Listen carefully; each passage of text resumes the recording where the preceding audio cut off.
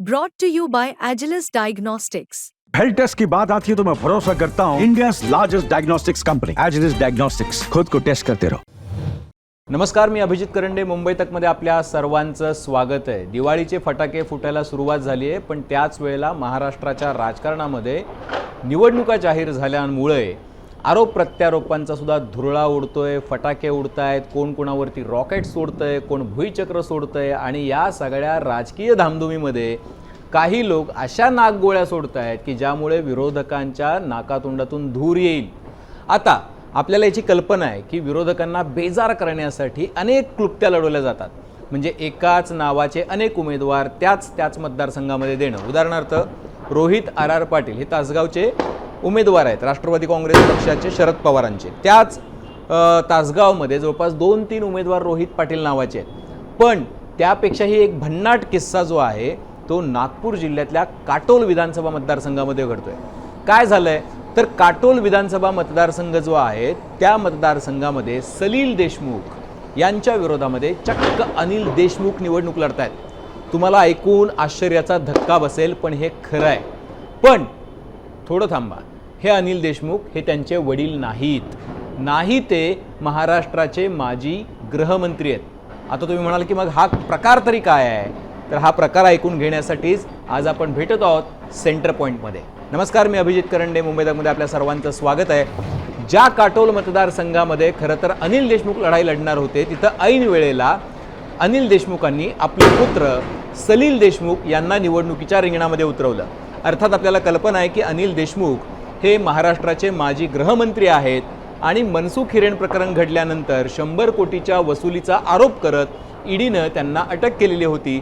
जवळपास 14 महिने अनिल देशमुख तुरुंगात होते। तुरुंगातून बाहेर आल्यानंतर आपल्याला यामध्ये कसं अडकवण्यात आलं आणि त्यामागे देवेंद्र फडणवीस यांनी कसा कट रचला होता याच्या सुरस कहाण्या अनिल देशमुख यांनी सांगितल्या। अर्थात त्यांचा दावा देवेंद्र फडणवीस यांनी फेटाळून लावलेला आहे। मात्र निवडणूक येता अनिल देशमुखांचं एक पुस्तकही आलं, अ होम मिनिस्टर्स डायरी, जे त्यांनी तुरुंगात लिहिलेलं होतं। तुरुंगात जाण्याआधी घडलेल्या घडामोडी, तुरुंगातल्या घडामोडी आणि तुरुंगातल्या बाहेर आल्यानंतरच्या घडामोडी त्यात त्यांनी नमूद केलेल्या आहेत।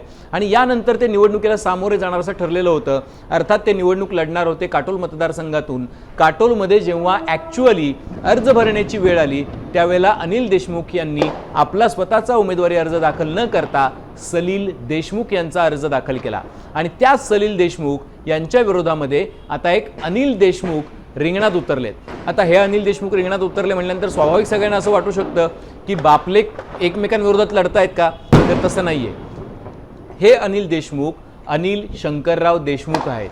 ते मला असं वाटतं की काटोल या मतदारसंघातल्याच नरखेड तालुक्यातले थुगाव गावचे रहिवासी आहेत। आता थुगाव गावचे रहिवासी असलेले अनिल देशमुख काय करतात असं जर तुम्हाला विचारलं तर तुम्ही म्हणाल की कल्पना नाही, पण हे अनिल देशमुख स्वतः मजूर आहेत।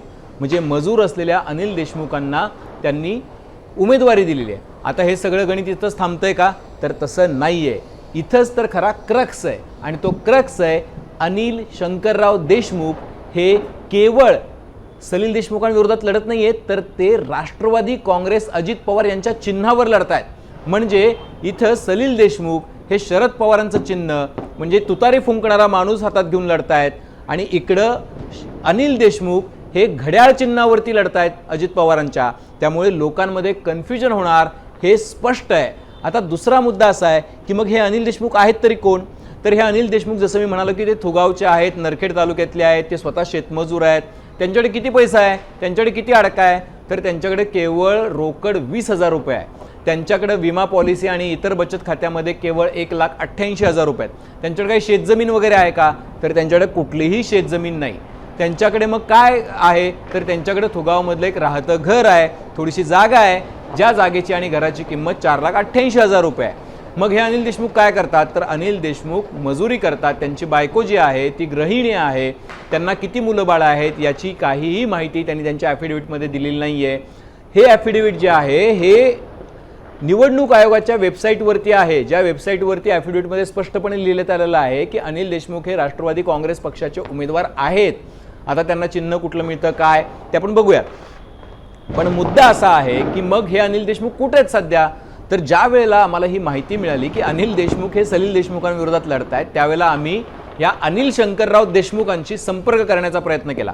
त्यांनी जो नंबर दिलेला आहे ॲफिडेविटमध्ये, निवडणूक आयोगामध्ये जे ॲफिडेविट दाखल केले त्याच्यामध्ये, त्या नंबरवरती अनिल देशमुख यांचा पत्ताच नाही आहे. त्याचं कारण असं आहे की ते नॉट रिचेबल आहेत, त्यांच्याशी संपर्क होत नाही आहे. कधी त्यांचा फोन नॉट रिचेबल येतो, कधी तो बंद येतो, त्यामुळे अनिल देशमुखांशी संपर्क होऊ शकत नाही. त्यामुळे आम्ही नागपूरचे जे आमचे प्रतिनिधी आहेत त्यांना काटोलच्या त्या गावामध्ये, थुगावमध्ये चौकशी करायला सांगितलं. त्यांनी चौकशी केल्यानंतर कळालं की त्या अनिल देशमुखांचं घर बंद आहे, त्याला कुलूप लावलेलं आहे आणि ते अनिल देशमुख सध्या गायब आहेत. ते कुठे गेलेत, गावातल्या कुणाला शेजाऱ्या पाजाऱ्यांना पत्ता नाही आहे. आता मुद्दा असा आहे की हे असं का केलं गेलं आहे. पहिला मुद्दा असा आहे की अनिल देशमुख हे तुरुंगातून बाहेर आल्यापासून वोकल आहेत. ते देवेंद्र फडणवीस यांच्यावरती थेट तोप टाकतायत. ते देवेंद्र फडणवीस यांना प्रचंड त्यांच्यावरती गंभीर आरोप करतायत आणि त्यामुळं देवेंद्र फडणवीस आणि अनिल देशमुख यांच्यातून राजकीय विस्तव जात नाही हे सर्वांना कल्पना आहे.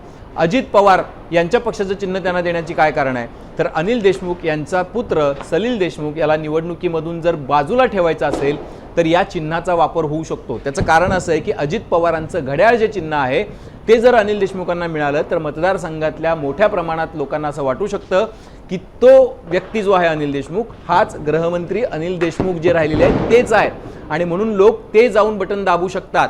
आणि ती जी गफलत किंवा ते जे कन्फ्युजन क्रिएट करायचं आहे ते कन्फ्युजन क्रिएट करण्यामध्ये मला असं वाटतं की त्यांना यश आलेलं आहे. दुसरा मुद्दा की अनिल देशमुखांविरोधात एवढा राग जो आहे आत्ताच्या गृहमंत्र्यांचा तो यामुळे आहे कारण त्यांनी अत्यंत गंभीर आरोप करून देवेंद्र फडणवीसांना सळो की पळो करून सोडलेला आहे.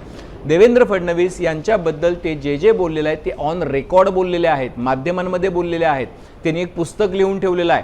त्यामुळे या सगळ्याचा मोठा परिणाम निवडणुकीमध्ये त्यांना भोगावा लागेल आणि म्हणूनच अनिल देशमुखांचा वचपा काढण्यासाठी म्हणजे गृहमंत्री राहिलेल्या अनिल देशमुखांचा वचपा काढण्यासाठी त्यांच्या मुलाला पराभूत करण्यासाठी एक नवीन खेळी खेळलेला आहे. जेव्हा आम्ही अनिल देशमुख, माजी गृहमंत्री अनिल देशमुख यांच्याशी संपर्क साधला त्यावेळेला त्यांनी असं सांगितलं, हे केवळ माझ्या मुलाच्या निवडणुकीच्या मध्ये रचलेलं षडयंत्र आहे. इतकंच नव्हे तर अजित पवार आणि देवेंद्र फडणवीस यांनी अशा पद्धतीनं व्यक्ती शोधून त्याला एबी फॉर्म पोचवण्यासाठी चक्क विमानाचा वापर केला. स्पेशल विमान पाठवण्यात आलं तो एबी फॉर्म घेऊन आणि तो एबी फॉर्म त्या अनिल देशमुखांना देण्यात आला की जे शेतमजूर आहेत, ज्यांच्याकडे केवळ 20,000 एवढी संपत्ती आहे, ते कुठल्याही राजकीय पार्श्वभूमीचे नाहीत, त्यांनी याआधी कुठलीही निवडणूक लढवल्याचं सध्या तरी कमीत कमी जो काही ऑनलाईन रिसर्च दिसतो आहे त्यामध्ये तरी दिसत नाही आहे. पण ही गोष्ट स्पष्ट झालेली आहे की अनिल देशमुखांची गोची करण्यासाठी म्हणजे माजी गृहमंत्री अनिल देशमुखांची गोची करण्यासाठी त्यांच्या मुलाच्या विरोधामध्ये एक अनिल देशमुख उभा करण्यात आलेला आहे की ज्याला घड्याळाचं चिन्ह देण्यात आलेलं आहे. त्यामुळे घड्याळ विरुद्ध तुतारी अशा पद्धतीचा सामना घडवून लोकांना कन्फ्यूज करण्याचा प्रयत्न आहे. काटोल हा ग्रामीण मतदारसंघ आहे आणि ग्रामीण मतदारसंघामध्ये बऱ्याचदा ही गफलत होणं शक्य आहे मतदारांची आणि त्यामुळेच ही खेळी खेळण्यात आलेली आहे. आता अर्थात त्याला राष्ट्रवादी काँग्रेस पक्ष, शरद पवार काय उत्तर देतो, अनिल देशमुख आणि त्यांची सगळी मंडळी त्या व्यक्तीला शोधत असतील कदाचित, कल्पना नाही आहे. पण ती व्यक्ती गायब आहे. आता ती व्यक्ती पुढे आल्यानंतर नेमकं काय सांगते या सगळ्याकडे आपलं लक्ष लागलेलं आहे. पण मुद्दा असा आहे की निवडणुकीच्या एकूण लढाईमध्ये everything is fair in love, war and politics जे म्हणतात ते पॉलिटिक्समध्ये आता आपल्याला दिसायला लागलेलं आहे आणि ही निवडणूक डिसाइडिंग फॅक्टर असणार आहे. त्यामुळेच माजी गृहमंत्री राहिलेल्या अनिल देशमुखांनी ज्या पद्धतीनं एका पाठोपाठ एक गौप्यस्फोट करून देवेंद्र फडणवीस आणि अजित पवारांची अडचण करण्याचा प्रयत्न केला, त्याची भरपाई करण्यासाठी किंवा त्याची एका प्रकारे त्याचं सव्याज परतफेड करण्यासाठी अशा पद्धतीनं सलील देशमुख यांच्या विरोधामध्ये आता एक अनिल देशमुख थेट घड्याळाचं चिन्ह घेऊन उभे आहेत. या लढाईमध्ये कुणाचा विजय होतो कुणाचा पराजय होतो आपल्याला 23 तारखेला कळेल. पण ही जी इंटरेस्टिंग गोष्ट आहे ही इंटरेस्टिंग गोष्टच मला वाटतं या निवडणुकीतला टर्निंग पॉईंट ठरू शकते. कारण चरणसिंग ठाकूर जे आहेत तिथले भाजपचे उमेदवार, त्यांच्यासाठी या अनिल देशमुखांनी किती मतं खाल्ली त्याच्यावरती त्यांच्या विजयामध्ये किती त्याचा फायदा झाला हे कळणार आहे. आपली काही मतं काही प्रश्न असतील तर ते कमेंट बॉक्समध्ये निश्चितपणे नोंदवा. बेल आयकॉनवरती क्लिक केलं तर सगळे अपडेट्स मिळत जातील. सर्वात महत्त्वाचं म्हणजे मुंबई तकचं यूट्यूब चॅनल सबस्क्राईब करायला विसरू नका. पाहत रहा मुंबई तक.